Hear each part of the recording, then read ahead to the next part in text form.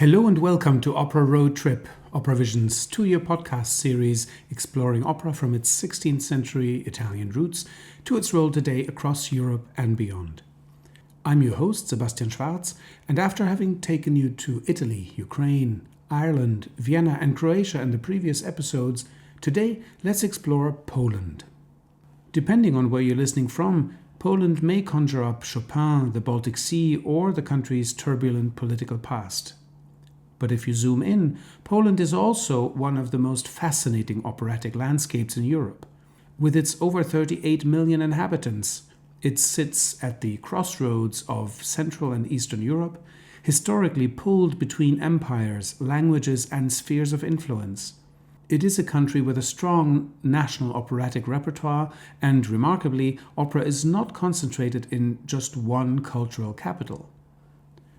From the Baltic port city of Gdańsk to the industrial south in Bytom, from Krakow's royal past to Wrocław's layered German and Polish history, from Poznań, often described as the cradle of the Polish state, to Warsaw. Opera here forms a network rather than a pyramid, so this is not a small niche. Poland is a full operatic ecosystem. I'm recording this episode in Warsaw, or Warsaw, a city that has been destroyed and rebuilt so many times that it almost feels like a metaphor for the country's own cultural story. In today's episode, I will be speaking with three artists who each represent different sides of Polish opera today and of the opera business. Boris Kudlička, the general director of the Polish National Opera here in Warsaw, the soprano Olga Pasychnik, and Sir David Pountney, one of the great veterans of European opera directing, who has reintroduced Polish opera not as a curiosity, but as a living repertoire worth exporting. But as usual, let's first listen to some music before we get ourselves an overview over the historical facts of opera in Poland. Framing the historical overview will be two excerpts from Hrabina, the Countess, by Stanisław Moniuszko.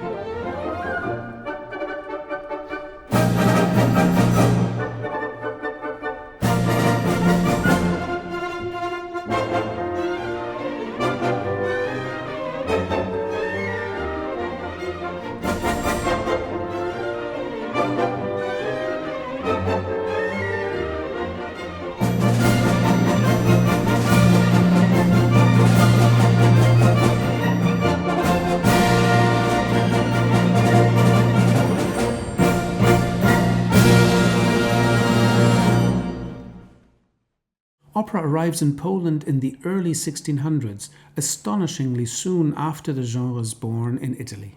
The first documented performance takes place in 1628 at the royal castle in Warsaw.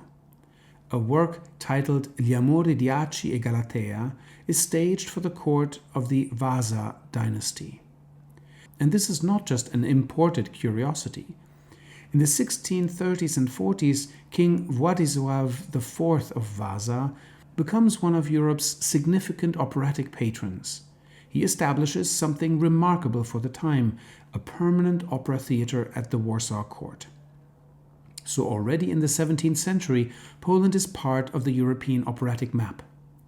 But opera does not become distinctly Polish until much later. That shift begins in the Enlightenment.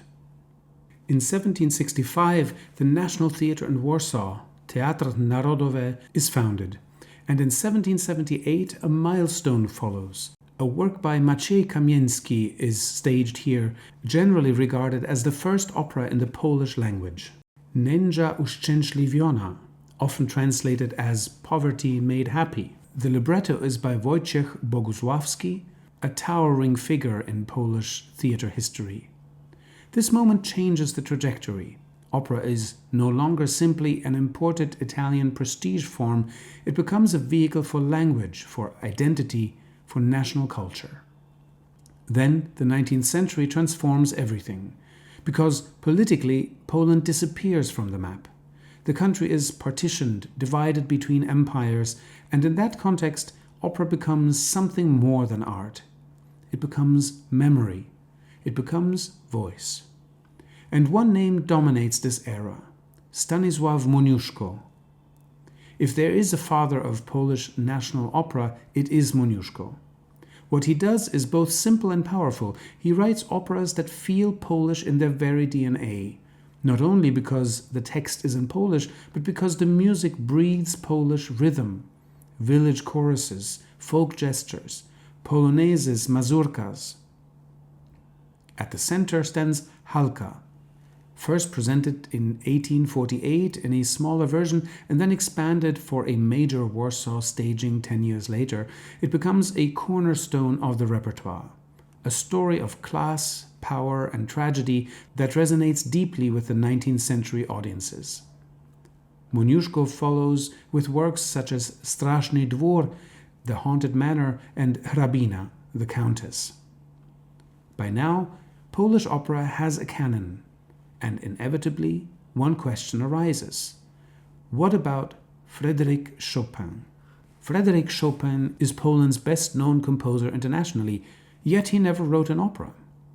And still, he is always present in this story, because Chopin becomes a symbol of Poland abroad, of exile, of refinement, of longing.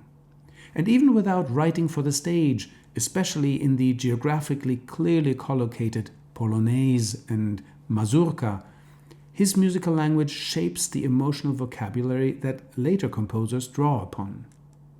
You could say Chopin did not write operas, but he did write the emotional climate in which Polish opera lives now. In the early 20th century, that climate shifts again. Now, the central figure is Karol Szymanowski, a European modernist, but one who engages with the Polish identity in a very different way. Not through village realism or social types, but through myth, mysticism, and psychological tension. His great operatic work is Król, premiered in 1926. It is sensual, philosophical, atmospheric, a meditation on temptation and transformation. If Moniuszko gives you the nation in social form, Szymanowski gives you the nation as a dream. After the devastation of the Second World War, Polish music once again takes a dramatic turn, this time toward the avant-garde. Krzysztof Penderecki becomes one of the most internationally recognized composers of his generation. In opera, as in his orchestral music, he explores radical textures and sonorist sound worlds. His stage works include The Devils of Loudun, Paradise Lost, The Black Mask, and later the grotesque satire Ubu Rex. Penderecki reminds us that opera can still be unsettling. Not polite, unsettling. Alongside him stands another figure whose story carries a very different emotional weight. Mieczysław Weinberg. Born in Warsaw, his life is shaped by displacement, war, and trauma. His opera Pasażerka, The Passenger, written in the late 1960s but not staged for decades, eventually emerges as one of the most powerful memory works of the 20th century. Through Weinberg, the Polish operatic story connects outward, to Moscow, to the Holocaust, to exile, to rediscovery. And that brings us to the present. Today, Poland sustains one of the most robust operatic infrastructures in the region. The flagship institution is Teatr Wielki, Opera Narodowa, the grand theatre of the Polish National Opera in Warsaw. But across the country, major houses operate in Kraków, Poznań, Wrocław, Gdańsk, Bydgoszcz, Bytom, and Łódź, forming not a pyramid centered on one capital, but a network. And increasingly, this network looks outward. In recent years, Polish opera houses, notably in Poznań, have invested in contemporary production and international collaboration. A recent example is Elżbieta Sikóra's Dorian Gray, with a libretto and staging by David Pountney, which will soon be reaching audiences also beyond Poland thanks to its broadcast on OperaVision from April 2026. And this makes something clear. Polish opera is not a historical relic. It is not confined to Moniuszko and memory. It is a living, circulating, evolving ecosystem. So in this episode, we are traveling across 4 centuries, from the royal court spectacle in the 1620s, to opera as national language in the 18th century, to opera as identity and resistance in the 19th, to modernism, trauma, experimentation in the 20th century, and finally to the vibrant operatic landscape of Poland today.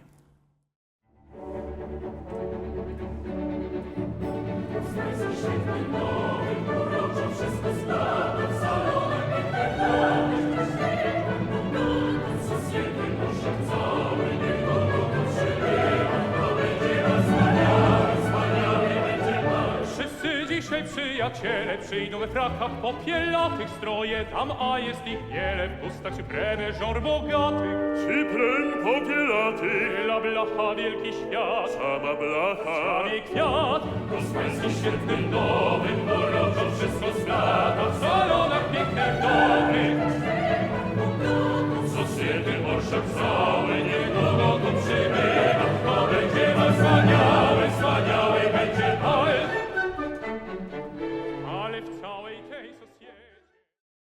Let's bring in our first guest, the General Director of the Polish National Opera, Boris Kudlička. Thank you for joining us on Opera Road Trip. Thank you very much for inviting me. As someone who was not born in Poland, but in the neighboring country, but has worked here for many years, I think over 30 years, right? Exactly. Polish opera's repertoire includes canonical works and living composers, and you've personally championed fresh visual languages. How do you balance respect for operatic tradition with the need to innovate and attract diverse audiences? We've talked about technologies and so on as one of these possibilities.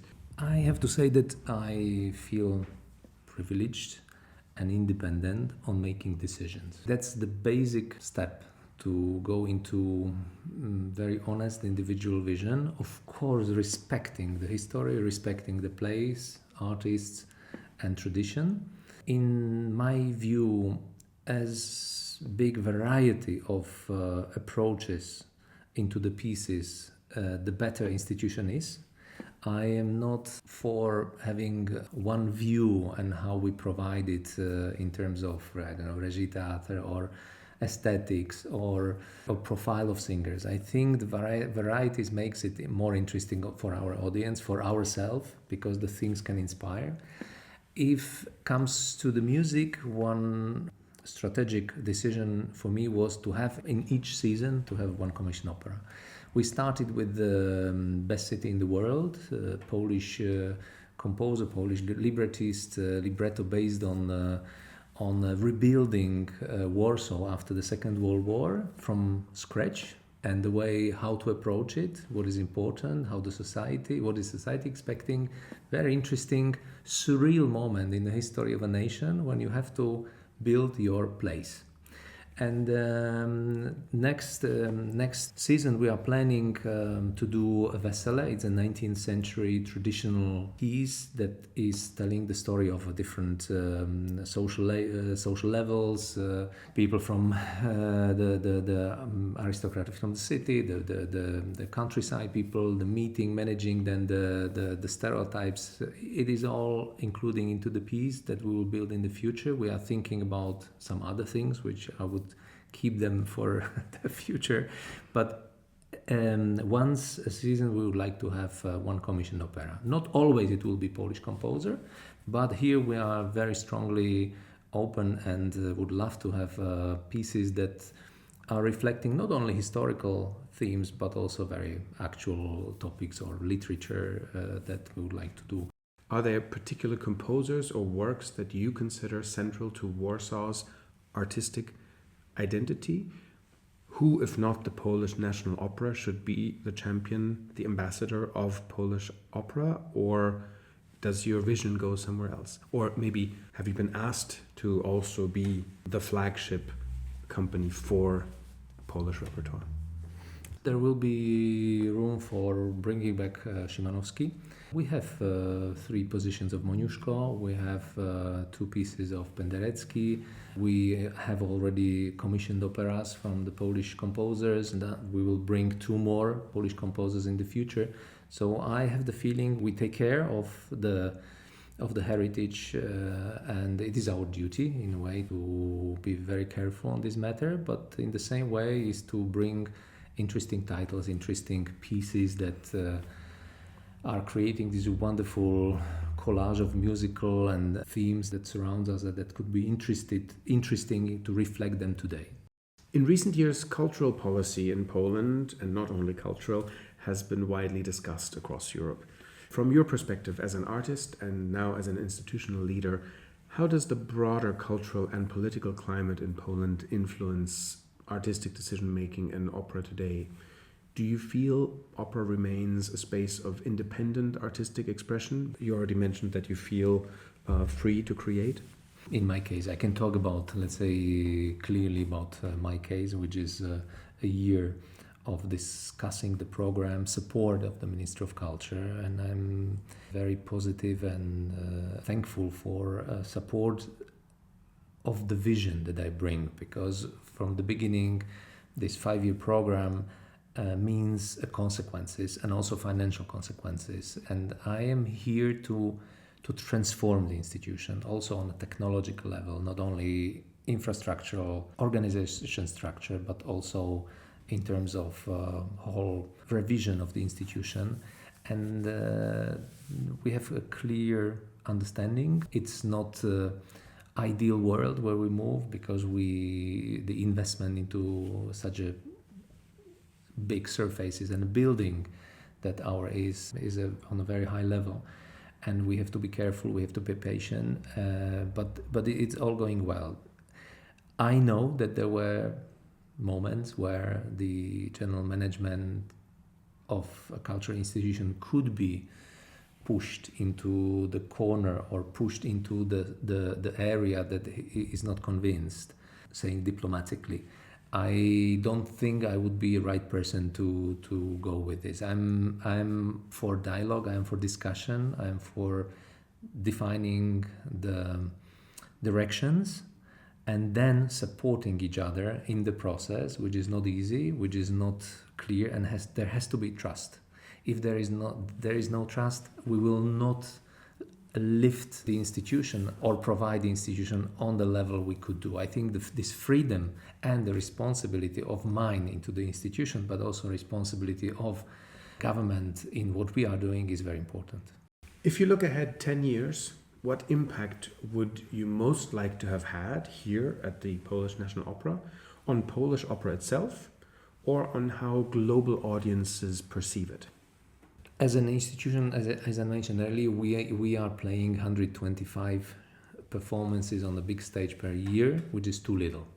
So in 2 years, we play 200, 220 performances, which means that we are accessible to our audience, which is very important today, being very close into society.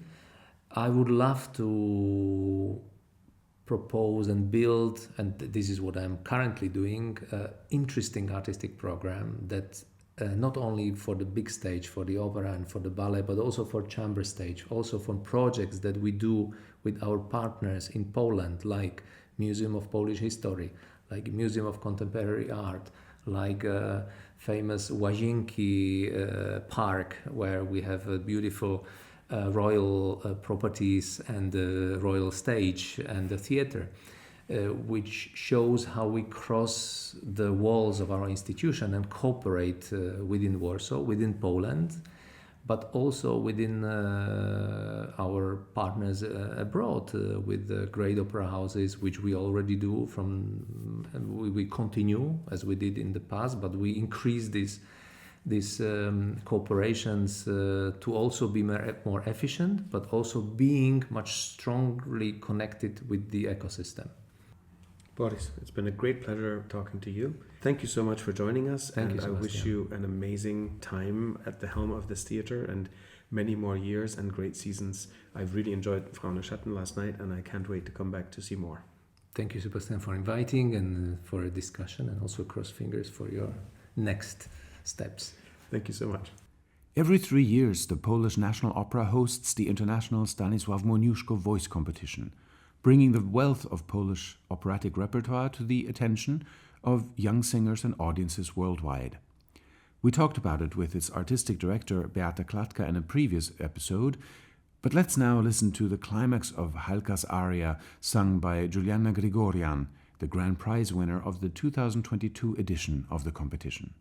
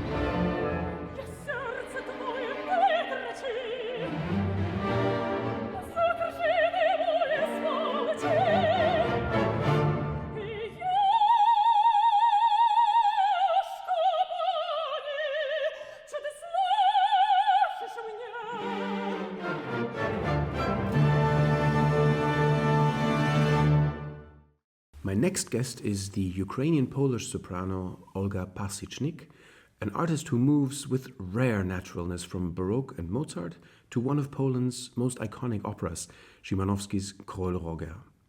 Olga, you have sung in many of the world's top opera houses, have won major singing competitions, recorded more than 50 CDs. A new opera has been dedicated to you in 2013, and having observed you, I may add, you teach with great clarity and patience. And you continue to be active both in opera and concert. First of all, congratulations on all that. Wonderful to have you here with us. Thank you very much.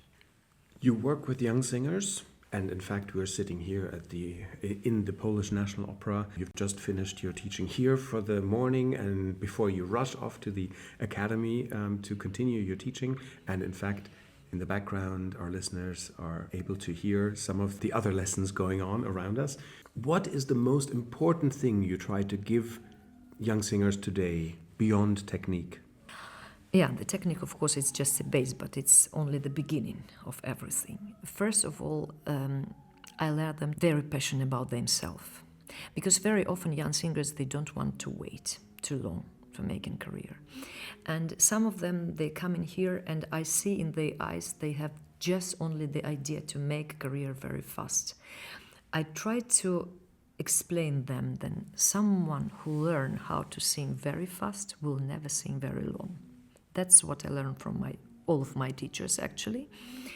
They have to work properly in everything. I try to explain them that their attitude to music should be the same as their attitude to words. Because we are, as singers, we are not working in a world of abstractive sound like our colleagues instrumentalists. We have a word which is the same important as a sound which we produce in the moment. And before the opening your mouth and producing this sound, you have to know exactly what would you like to say to the people. When you have in front of your audience and you just expose all the time your voice and only voice, after 2 minutes you become very boring singer. I try to repeat it like 100 times every time that the voice is of course a very important thing. But what is going later, it's maybe even more important, because when you analyze the big careers of singers, some of them had an exceptional voices, but not all of them had these exceptional voices. some singers we forget maybe sometimes Irish voice or some little mistakes about the intonation or the words or articulation, but they have this kind of charisma which is absolutely incredible in comparison with everything else. And sometimes you forgive this because you would like to go for this charismatic sound or expression.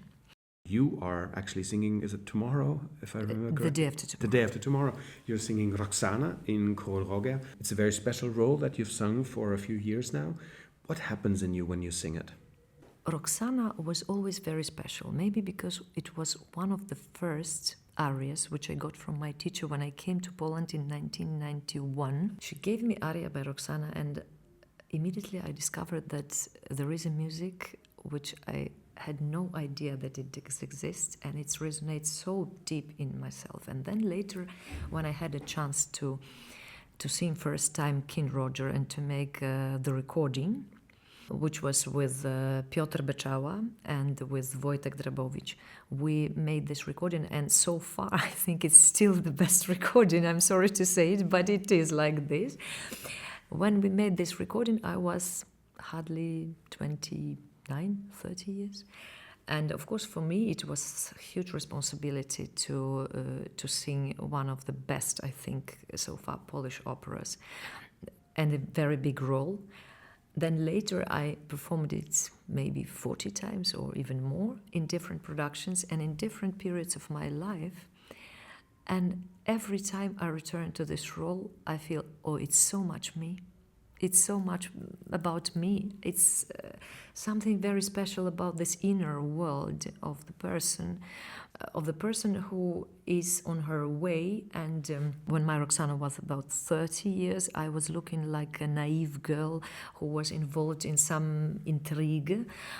And when I was like around 37, 38, and I became also a mother, then I looked for this role completely from a different point of view. It was like a different approach. I started to admire Roxana as a mother, because also I had a chance to see in a production where I was pregnant as Roxana. As a woman, as a wife, as a queen. Then later, it was a production where my Roxana was about, let's say, 42 or 43.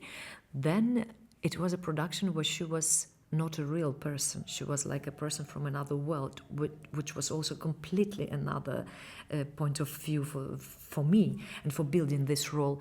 And now, finally, I got a production which visually is close to Caravaggio, which is a bit historical, but still very abstract. And I have to say that even vocally, it's a different role. I try to sing it every time very different, really. It's a different role. It's growing together with me. When I was pregnant, I thought if it will be a girl, it will be probably Roxana. But it wasn't. But it's a boy. If you could recommend just 3 Polish works for someone who knows nothing beyond Chopin about Polish music, what should they listen to? Definitely 2 of Moniuszko operas, I think, Halka and Straszny dwór. If you would like to understand the Polish idiom in, let's say, in opera, that is absolutely necessary to listen to these 2 operas. And the music is absolutely great. It's fantastic. And the story as well. I think the story is not really very, like in Halka, very often people understand it's like a very local story, which is historically difficult to put nowadays. But we know also some modern productions, it works perfectly because it's social differences. It's very, let's say, update topic in every time and every country. Then I think Moniuszko and of course King Roger by Szymanowski. Absolutely. Is there something that makes opera or music Polish? First of all, words. I think the Polish language is so special with all these consonants which does not exist in any other languages, also with some special diphthongs. And I think the sonoristic of this language has a very special influence on music and on the phrasing, especially when you analyze Moniuszko, or like in King Roger, you have the text by Iwaszkiewicz, which is who was one of the best Polish writers and translator as well. The language itself so beautiful and rich sonoristically that I think this gives a very special sound also for just for producing the sound even in this language, you know. I think this is very, very special. Also, I think the libretti, they are very often very much connected with the history of this country, which was not always very happy. While we're at this topic, you were born and grew up in Hrabina, the famous Rovno Gubernia that we know from Bernstein's Candide. Right. And nobody knows what he's talking about until they look it up on the map and they actually see it And exist. also until the moment when they read that his family is coming from this region. Is coming from that region, exactly. Yeah. You studied in Kyiv. I have to ask, one word about Ukraine? Yeah, it's my big love, it's my big pain. It's difficult to speak about this topic without tears, especially nowadays, because as we all know, the country is in the middle of a huge war where a neighbor tried to erase this country from a map. And one should not forget that for centuries this country exists and the nation exists. The nation creates musical culture and opera and the film and theater, all the things, rather in spite of all this tragic circumstances and all the situation what we had. It's a little bit similar like also in Poland. For centuries this country did not exist in any maps. But Poland is lucky now because last more than 100 years this country and the state exist, and of course you can feel it in a promotion of Polish culture all over the world. Ukraine was not so, let's say, lucky or happy for centuries, but despite of this fact, we have a wonderful music, and I think now there is a time that the world owe Ukraine attention and focus on a musical culture, not because of war, but just because for such a long time we have no idea about the existence of this kind of music and this kind of culture. One could say that I love it or not, but it's very difficult to say it if you don't know what you are talking about. Very often when I'm traveling around the world and I talk to my colleagues, musicians and conductors, and I ask them, do you know any Polish opera or any Ukrainian opera? Very often they just look at me and they said, oh, we even didn't know that this exists. I mean, in Polish music, that's Chopin, it's maximum. Very often musicians know. And when I tell, did you hear something about the operas by Moniuszko or Nowowiejski or let's say Szymanowski?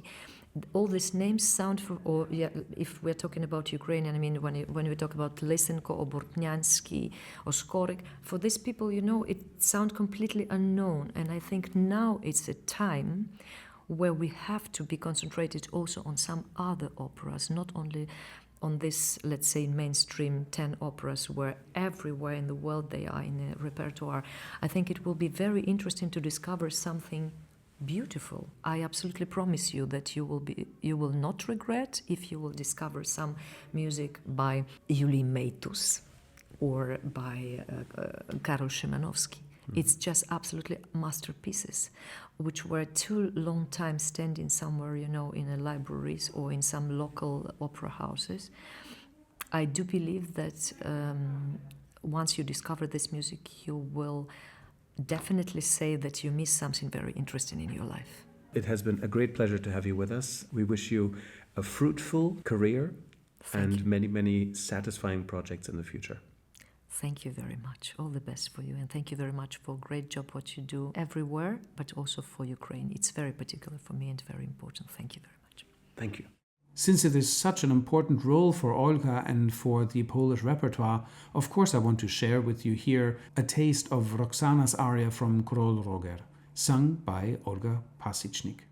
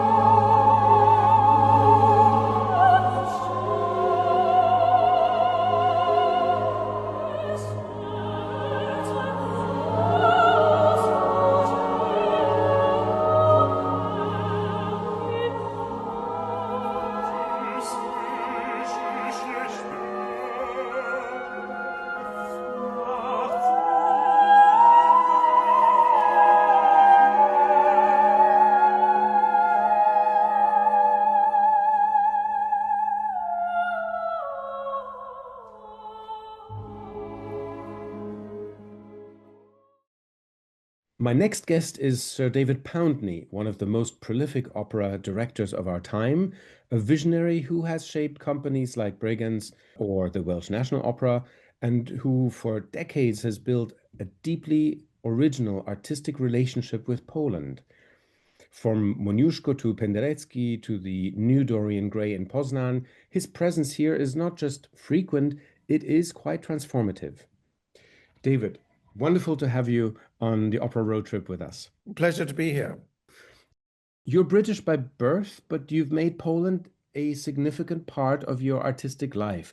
What first attracted you to Polish music and Polish opera and opera houses? Well, I think there's a simple one-word answer, which is Szymanowski. I was from a very early age, somehow I discovered King Roger, and I was always thrilled by it and had a lifelong ambition to direct it. And I managed to devote a festival, a Bregenz festival program, not only to staging King Roger, but also playing symphonies and concertos and chamber music and so on and so on, making a kind of real Schwerpunkt out of Szymanowski. And that's kind of launched my connection with Polish opera. And then, of course, the most decisive thing, which initially didn't really have anything to do with it being Polish, but it turned out to be very significant that it had to do with being Polish, was the whole discovery of Mieczysław Weinberg, premiere of The Passenger, and the fact that we kind of took our role in Bregenz as relaunching a very significant composer and a Polish composer who even the Poles had really almost totally forgotten about, if not actually dismissed as being essentially a Soviet composer, which of course carried with it all the kind of edgy, dubious feelings about the whole Soviet occupation of Poland and so on. So poor Weinberg had been really kind of cast out onto a rubbish heap. And then we did the world premiere of The Passenger, and we played, it's crazy, we played 23 pieces by Weinberg in that one festival. Wow.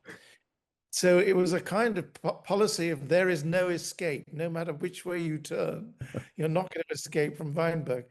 And I think that really worked in the sense that it wasn't just a one-off worthy, let's play this obscure symphony by Weinberg, and everyone goes away thinking, wow, that was interesting. The fact that it was such a kind of huge avalanche of Weinberg stopped it just being a curiosity and made everybody pay attention. The result is 20 years later, or not quite 20 years later, but the result is, a fistful of CDs on the CD shelf, a huge amount of interest from all kinds of other people, lots of other productions of The Passenger, which of course is the biggest compliment you can get really is when you launch something, is that other people take it up and possibly do it even better than you did it. You've worked in major opera houses all over and companies all over the world. What is it about the cultural life here in Warsaw, in Poland in general, that continues to draw you back? Well, I mean, there is a huge theatrical tradition in Poland, which does go right back into the Soviet time, and probably even before that, though I don't know much about the history of Polish theatre. But I mean, contemporary Polish theatre has made a really significant contribution to European theatre. I mean, when we look at this from a British point of view, of course, the British are incredibly ignorant about European theatre, if not dismissive. And it's remarkable that the British theatre inhabits its own rather private and sometimes rather genteel world. And the kind of edgy originality that is such a hallmark of Polish theatre is something even almost regarded with suspicion in British theatre circles, which is still very, very much dominated by the language and the actor, whereas the Polish theatre is so much part of the very expressionistic and wider interpretation of the meaning and the method of theatre. So Poland is of course, is not only artistically very lively, it's also economically very lively. It's, I think, one of the highest sources of energy. I don't mean energy like electricity and oil, I mean human energy.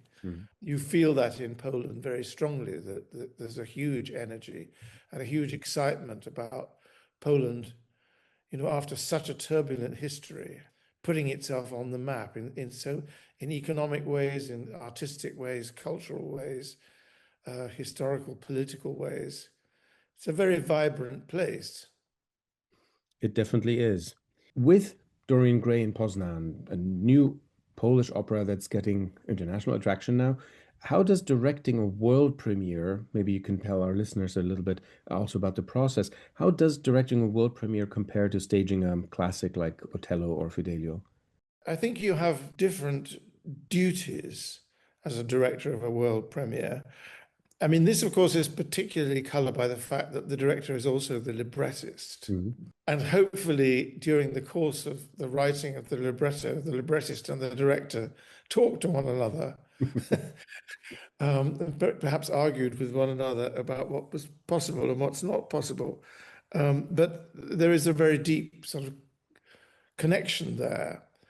So the impulse which some directors have in some circumstances to stand the whole piece on its head, or to produce not a version of the opera but a commentary on the opera, would be an odd thing to do in terms of the fact that you've written the libretto yourself and then you want to stand it on its head and subvert its meaning.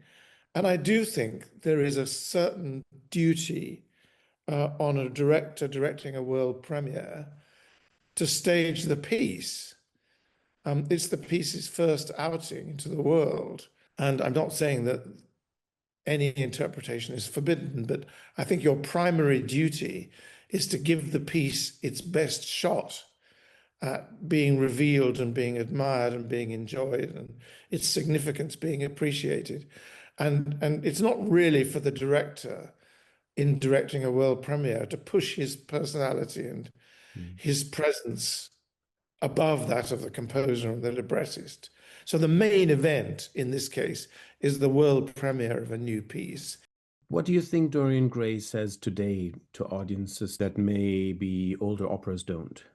I mean, this is where I did, if you like, as the librettist, stand Oscar Wilde on his head. Because this is a very different look at Dorian Gray. It's set in a completely different world, and the mechanism of fame and vanity, which are the sort of topics of Dorian Gray, is entirely contemporary. And I thought this was an interesting opportunity, really, for opera to engage with something that is absolutely contemporary. So it's not a painting anymore, it's a photograph, and the photograph achieves viral status through the internet, through social media. And this tsunami of adoration and approval turns out to be as fickle as it is in social media. And so Dorian Gray himself, who's perhaps a more innocent character than even in Oscar Wilde, finds himself the victim of vertiginous changes in the way in which he is perceived, and he grapples with dealing with the consequences of this lurching from an adored figure to a despised one. You recently received the Polish honorary citizenship in recognition of your work here in Poland. What does that recognition mean to you personally, and how does maybe belonging in the Polish operatic world, what does that mean to you? It means that I'm able to participate in this huge creative energy that I talked about earlier, that is such a feature of modern Poland. I mean, I have spent my life very much focusing on Eastern European opera. I mean, obviously, I have a very long track record with the music of Janacek and the Czech composers. I've done a lot of Dvorak and Smetana and Martinu, and then I kind of moved on to the Polish. So if you look at all these different Polish operas, there's nothing actually mainstream about them. I mean, even Moniuszko is, of course, a kind of national hero, but the Straszny dwór is a highly original, curiously hybrid piece, and the range of Polish music is extraordinary. I mean, not least, I recently did The Black Mass by Penderecki, which is a piece of out-and-out modernism, essentially, as is, by the way, Dorian Gray, strangely enough, because Elżbieta Sikora, the composer, is very much a child of the 60s, and is still fearless in remaining true to her style and her vision of what music should be. So actually, if I think about the range of Polish works that I've been involved with, from Moniuszko, Szymanowski, Andrzej Tchaikovsky, Weinberg, now Sikora, I'm hoping also to collaborate with Poznań on another new Polish opera. So that's something else that's in the pipeline. But there isn't a single La Traviata in that list. There are no kind of pieces from the center of the canon. They're all adventurous. They're all original. They're all a little bit sideways. And that, I think, also describes the Polish audience. Dorian Gray was sold out. Isn't that extraordinary? Not many places can claim new operas and say that they sell out. But I think that the Polish audience is very adventurous and curious and willing to support experiment and innovation. And I think that's what we've seen under Renata Borowska's rather remarkable leadership in Poznań. A repertoire of huge originality and daring and creativity. And those are the hallmarks of Polish theatre. Alas, we have to leave it at this with Sir David Pountney, wishing him good luck with his next projects in Poland and elsewhere. The revival of his Pasażerka can be seen at the Polish National Opera at the beginning of March, and, of course, Dorian Gray from Poznań will be on OperaVision from April onwards. And here is a short sneak preview from the world premiere last November, chosen by the composer herself. It was a lot to me. It was a lot to me. It was the power.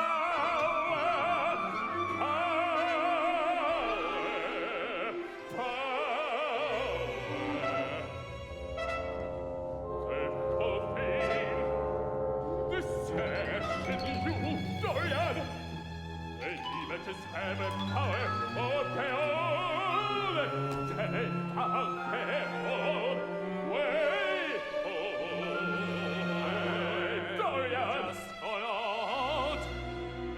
Sorry, you just don't take to go.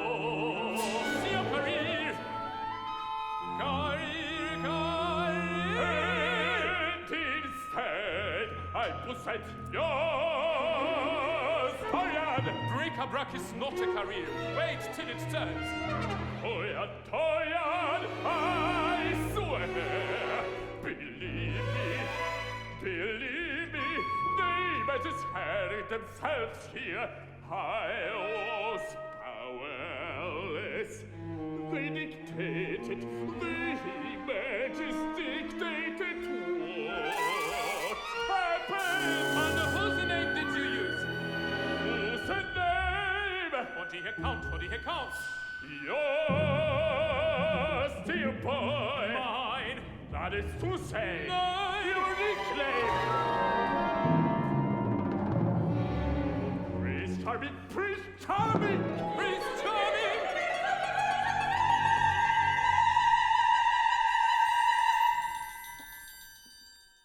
I thank today's guests, Olga Pasychnik, Boris Kudlička and Sir David Pountney for their thoughts and music, and thanks also to the OperaVision team for their support.